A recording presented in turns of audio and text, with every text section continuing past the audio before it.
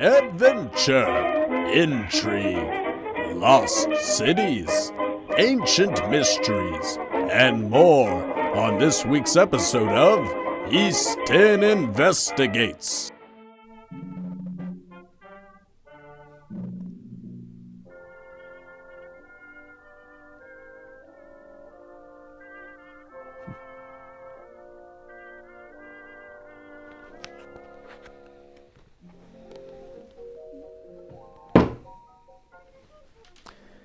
You know, as I sit here and read through Will Brown's Enigmatic North America, I can't help but think about some of the reports he did down in South America on the Tridactyl Mummies.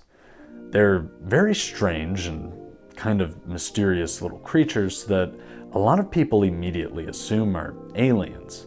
And then of course there's lots of people saying these are fakes. And then even recently we've had people like Luke Cavern suggest these might be something in between, maybe an ancient Frankenstein project. But I want to find out, assuming these are real, which is what the science is pointing to, exactly what the hell these things might have been.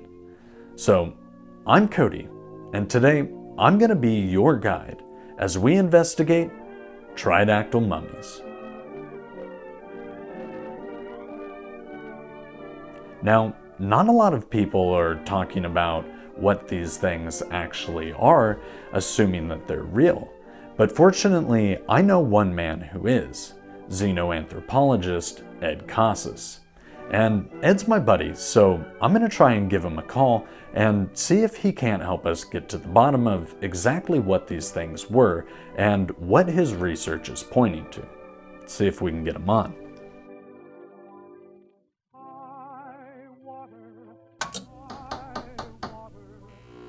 Ed? Can you hear me, Ed? Can you hear me? Ed? Cody, can you hear me? Hey, can you hear me, buddy? There Cody, you are. can you hear me? Yep, I got Loud you. and clear. Always wonderful to see you. How you been, Ed? Oh, busy. Research is, it's everything. So I know you've been in the weeds of this topic for quite a while now, but about how long specifically, do you know? When you think about it, I think in 2 days, it'll be 2 years. Now that you bring that up. You know, and really before that, there wasn't much scientific data available. The scans are all pretty fresh. Real research is just starting to be done on these, so I applaud you for diving in while it's still so fresh and dedicating so much of your time and your effort towards it. And I gotta know, what drew you to this subject? How did you actually get into it in the first place? And kind of as an overview, what have you been looking at so far? Yeah.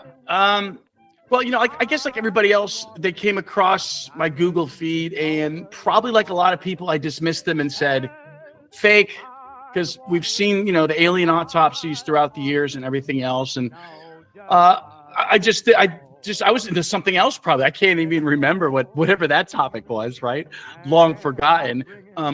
But my girlfriend at the time suggested, hey, you might want to give these a second look. And of course, we listened to the lady folk and the women folk. And sure enough, after giving it a little further attention and seeing this testimony of a gentleman by the name of Dr. Jose Zalce Benitez, who is a lead forensic officer for the Mexican Navy. So I'm watching this guy, again, a forensic officer. So ideally he's someone who knows about bodies for the Navy and of the standing of a doctor, right? And he's giving this very clear and well put together presentation showing these sagittal CT scans, colorized by the CT scans, of course, but sagittal, that means cut down, right down the middle views of these bodies.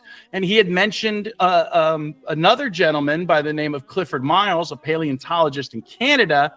And so I immediately went to Miles's report, and myself, being that I have a background in archaeology, I have been a paleotech, so I have worked on fossils, helped put together dinosaurs for events, and just every day working with them as far as tours go as a docent in a museum and running educational workshops for children on dinosaurs. So that was one thing I didn't expect.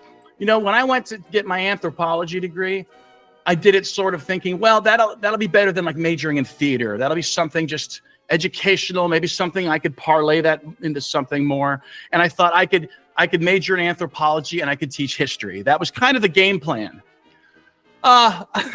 You know, my parents were very skeptical. My father was like, you just want to be Indiana Jones. And it's like, that's not true, Dad. I just want to hunt Bigfoot. But yeah. So anyway, I did major in that, and I did end up volunteering at the museum, and I didn't realize that then I was going to get opportunities to actually do proper archaeology, multiple different versions of archaeology with different firms.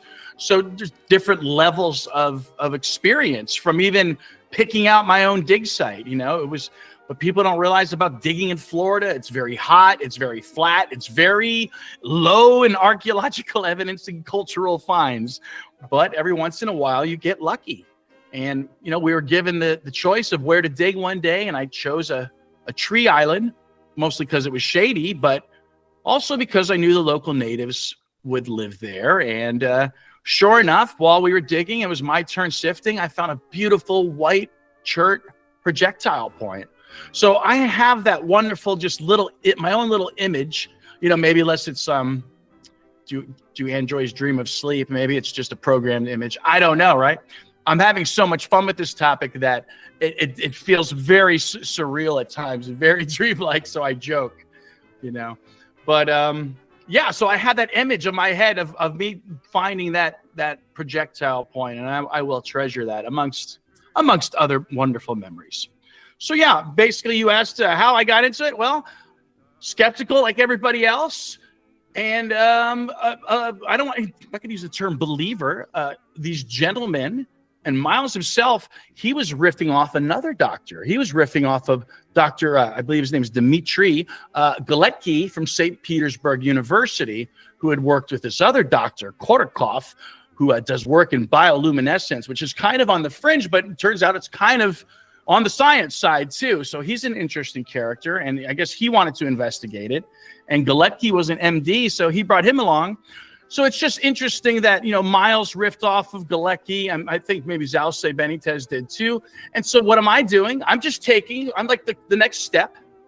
And I thought I was going to play like the intermediary, maybe the, you know, I have my own personal philosophy for my own 501 not-for-profit, which is education through entertainment. So when I worked at the museum, I was in charge of the family day. I did the classrooms with the kids. So, and being a history teacher, I tie everything in with, we need to package things for fun and entertainment. So some people would perhaps dismiss some of my content. And, you know, I was trying to sort of normalize this and make people realize, like, you're going to be learning about this. You might as well start now. And so I thought I was going to play the intermediary and all this, but seems like the pipeline was slow as far as information, and we never heard anything else from Miles again. And I felt like some of the researchers just kept saying the same things, kind of what's happening now with what I feel like. So thank you for having me on, because I'm seeing a lot of the gang from the khaki shirt gang going around and talking about the mummies. And then at a certain point, people throw their hands up in the air and they're like, but we don't really know what they are. And I don't think that's entirely true. I've done my best, and even to you yourself, to get the information out there and send my finds. You know, I could have sat in my house for 2 years by myself, writing that grand book to release or whatever. I don't know if there's going to be a book. Right now, everything is happening in real time. So like literally this week alone, I found myself learning about the tridactyl reproductive system. You know, when I think I'm done, they keep pulling me back in. And so there's always continuous things to find. And since I'm not really a biologist, I'm not a medical doctor, you know, it's a little bit of work. I'm hoping at the very least that my research either just spurns other people, just other novices and amateur people who are interested, but also gathers maybe the interest of some MD out there, somebody who's got more knowledge than I do. Because at this point, We need some experts to look in here now that maybe I gave them a clue at what they're looking at, a head start, if you will. Okay, now, before we go any further, for people who might not know, what exactly does the name tridactyl refer to? Well, that's Greek. So for 3 dactyls, 3 digits. About how many of them are there? Do you know? I think there's there's probably 23, 25. I mean, I lose count. They pulled out so many hybrids. I try to focus on the small ones, the J types they call them, named after Josephina. But there's also a type that looks like it's no hominid DNA at all, that looks completely bestial with spinal eminences, these curved, almost like the shape of 2 horns coming off of its back. All right, Ed.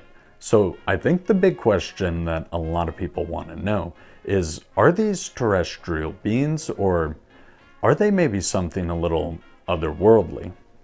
That's a great question, and a lot of data sets are saying one thing. So they have such a strange suite of morphology, a strange group of traits that transcend the various organizations of animal clades, the various groupings. And when you start to go back in time to figure out, well, where would this ancestor exist that would have a bird-like wishbone, that would have a crocodilian-like stomach bone, that would have a dual receptor peripineal gland.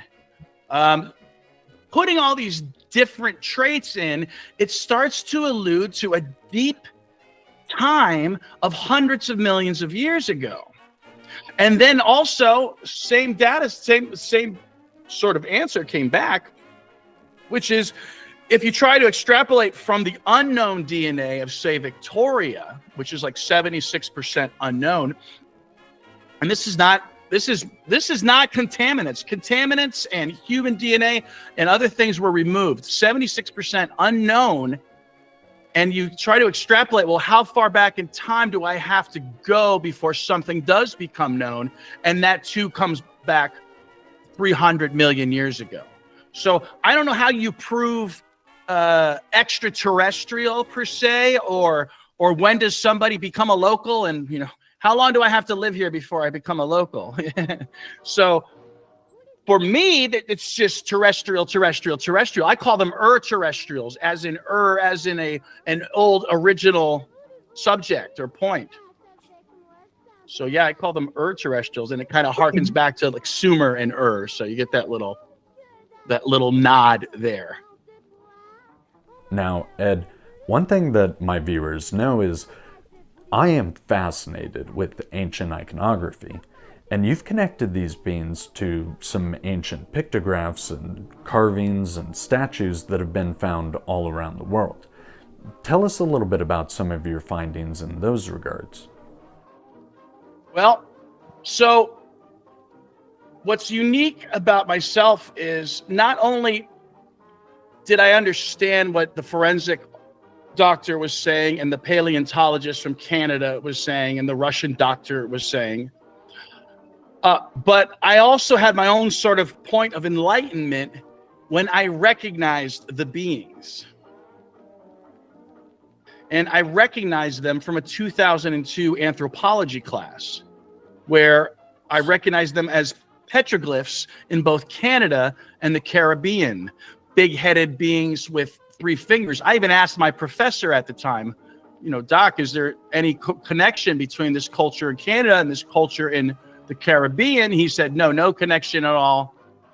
And basically dismissed it as what's called independent innovation. So independent innovation is what academic anthropologists will use in place of cultural diffusion. In fact, they'll suggest that if you're trying to find a greater, larger cultural influence, then that's hyper diffusion, and that kind of gets dismissed as into the pseudo realm.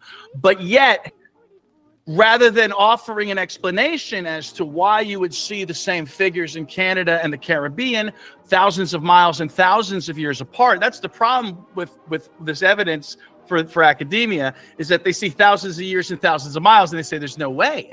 Independent innovation. I no longer believe in independent innovation. So the classic independent innovation is like, you know, this guy in this continent invented the bow and arrow, and this guy in this continent invented the bow and arrow, and everyone just invented it coincidentally. And that's not necessarily the case. So where do you think these all disappeared to?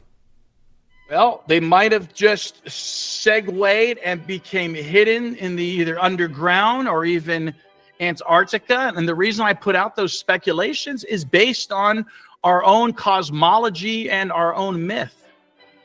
So, you know, there's the myth of beings being shunned to the underworld.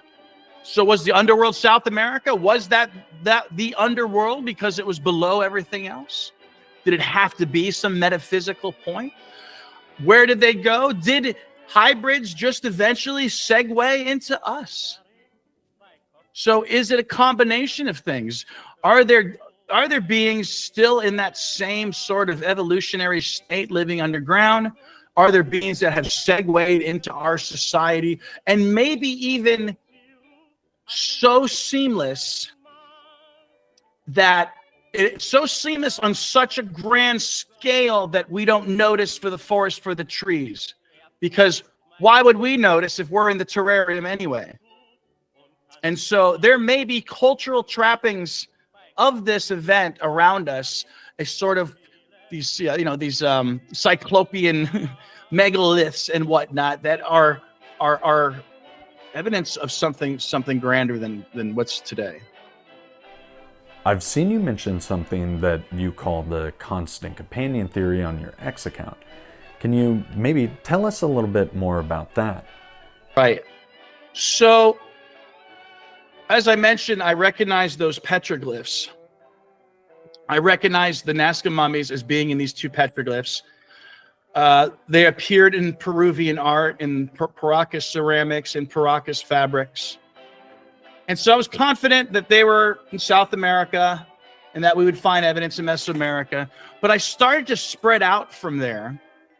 And a real damning piece of evidence was the tiki statues of the Maori, little green statues of cordiform or heart-shaped faces, 3 fingers, and again, made from green stone. So I'm sure plenty of us are familiar with jade and green stone. Well, you know, I think there's a reason for everything we do. That's why I got into anthropology. And I think the reason for everything we do are the tridactyls. So even this green stone is part of this cult of these beings, which is why they'll use this green stone in Japanese magatama, these little comma-shaped fetus-looking stones, or the pig dragons, the Hongshan pig dragons. I have a couple of them here. So the Hongshan pig dragons, this might just be a replica, to be honest, but it's a pretty nice replica nonetheless.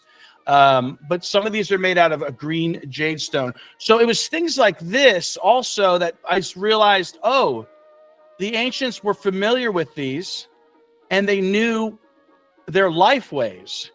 So I was sort of ahead of the researchers in that I was listening to the ancients. I was listening to the artifacts, and the artifacts were alluding to an amphibious species that goes through a metamorphosis. Okay. Other artifacts, let me just continue around the world because I just got to the Maori.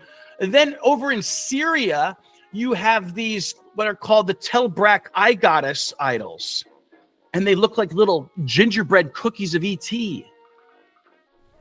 So why do you think our ancestors revered these tridactyls so much? Did they introduce important technologies or practices, or what's the deal there? I feel like I'm not really into the architecture so much, but I feel like if people are looking for some sort of lost technology, lost clues, it has to be them, because all the mythology and the archaeological evidence of them in the art. So you asked about why the constant companion theory, because I realized that something as simple and something as common that you find on your Twitter feed as a heart shape, as in this face here,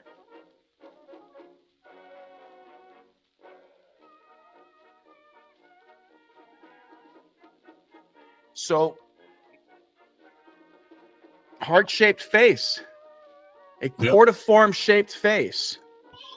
So this ends up getting repeated over and over again, especially near, you'll see it, like, I think even in like Jamaica, perhaps. Look through the islands, follow the artwork of the Taino, and you'll see that they took the time to put these little images into the rock, which now, after looking into the biology and looking into the scans, now I'm also finding the larval forms that also possess the same heart-shaped face.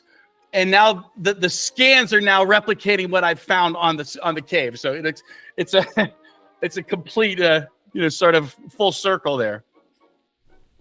So you've spent a lot of time looking at the scans and the data that's come out about these. And what exactly have you been able to learn about the biology of these tridactyls? Are they more human or amphibious? What have you learned, Ed? Well, for one, you'll hear a lot of people talk about them being reptilians. But when you look at the 3 fingers, that's actually a trait you can find in frogs and in other amphibians like salamanders. But more importantly, it was noted that it appears as though they have no lungs, and so they are breathing cutaneously, cutaneous respiration, which is interesting because cutaneous respiration infers cutaneous waste removal.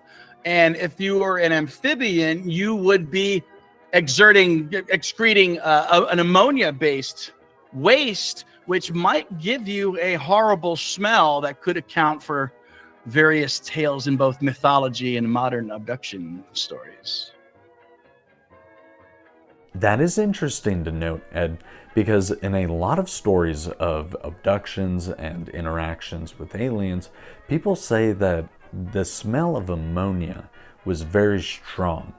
And it's interesting that it shares that link, because in looking at the tridactyls, a lot of people instantly assume it's like a little gray alien or something. It's got a face like E.T. So that is interesting to make note of. That's the start of realizing that they're amphibian. And again, the archaeological evidence alluded to beings which had front limb first metamorphosis, so like axolotls. And you can still see this in the Paracas art. I believe the Paracas have the specific 2 limbs in the front. What happens is, too, I start taking pieces from all the different cultures, and I am trying to build a cohesive message, even down to the point where I'm trying to sort of weave a new myth to sort of understand everyone's tales together. Because, before this, I wasn't a big believer in the Bible. I laughed at the Anunnaki, scoffed at reptilians. And now I'm putting all 3 together in some strange cocktail that seems to be the truth based on these bodies. The authenticity of these bodies allowed me to make new connections. Okay, so with the scientific data that's available so far, what exactly would you want people to look at and know about these? Okay, well, I suppose I would like you to know that they are, again, they appear to be amphibian species. Their eggs are hatched within, so that's ovoviviparity, and there is remains of the larva within the body. This long central chamber here, it turns out, you look at it, you might think it's an esophagus leading to the stomach. It might be some sort of uteral canal, some sort of birth canal, more like an invertebrate. So these beings also have parietal pineal glands I mentioned earlier, which means they have right up here. That's probably actually them here, coincidentally. You see these reflective dots here? This is looking like the parietal eye, and that's likely a pineal ridge there, a pineal bump. above the pineal gland. So, but the people that end their videos with their hands up in the air and saying we don't know what they are, we do. They go through a metamorphosis because the larvae are still in the body. The serpentine-shaped larvae are in the body. And again, the pineal gland is there. You can see this sort of, looks almost like a lock, an old-fashioned lock. That's their ear bone, a complex ear bone, possibly likely for going underwater. And the other thing that most of the common researchers are not speaking about is that they appear to have a fang. Now, all the researchers, we all noticed this indentation here, but it wasn't until I looked at Louisa here and realized that she seems to have a fang that would go into, there's a good shot of it. Oops, sorry. This fang right here would insert here, which is interesting because it was suggested they had a liquid diet and that perhaps the liquid would enter through this section here, not through this continuous canal that runs continuously from the skull to the cloaca. So if you have your skull connected to this birth canal, to your cloaca, it sort of implies that maybe there may be some sex organs in the brain. In fact, maybe that could be the secondary purpose to that dual photoreceptor of that parietal pineal eye. It could be something to do with sexual reproduction in this complex creature. Well, that'll certainly give us something to think about. But tell everybody, Ed, where's the best spots to find your work? Where can they go to see more of this and dive a little deeper? Sure. So I'm at Tridactyls, Tridacdyls, and on YouTube, X, Facebook, TikTok, most of the major social media. And then if you go to my website, which is still kind of in flux, but my website's tridactyls.com. And if you click on my papers section, you can find more of my detailed thoughts on both the biology and culturally. I believe these are the beings that are responsible for the serpent mother cult, beliefs in the Naga, beliefs in dragons, because dragons aren't the monsters of Western myth. In Asia today, there are people who claim descendancy from half serpent Naga people or the dragon. These are them. In fact, it's interesting. The Naga supposedly have within their head a magical serpent stone, a cobra stone they call the Nagamandi. But guess what? Cobras don't really have any sort of stone in their head, but these do. Well, Ed, I really do appreciate you taking the time today, and I hope that everybody will go and give you a follow and dive into this and see some more of your research and watch your live streams. You're as informative as you are funny to watch, and I think it's an absolute great time every time I get to talk to you. So thank you again, sir, for your time. I appreciate it, Ed. Thanks for having me. It was a lot of fun. I always like to get people interested in the topic and just, give them the truth that, yeah, there has been science done. And here's the next level of science. And I hope we continue to grow and find out more about what I'm calling our ancestors. So, ladies and gentlemen, what do you think about all of this? Do you think the Tridactyl mummies are real creatures from our past that have maybe gone underground? Could they explain the creatures that we see flying crafts in and out of our oceans all the time? Who knows?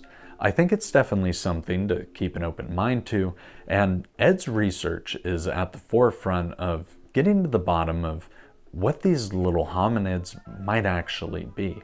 So check the description down below for all of his social media links. And while you're down there, make sure you leave a like and a comment, and if you can share this out, that really helps the channel. But until the next adventure, my friends, be indomitable in your quest for knowledge, no matter what hurdles or obstacles get in your way. But until next time, my friends, stay curious.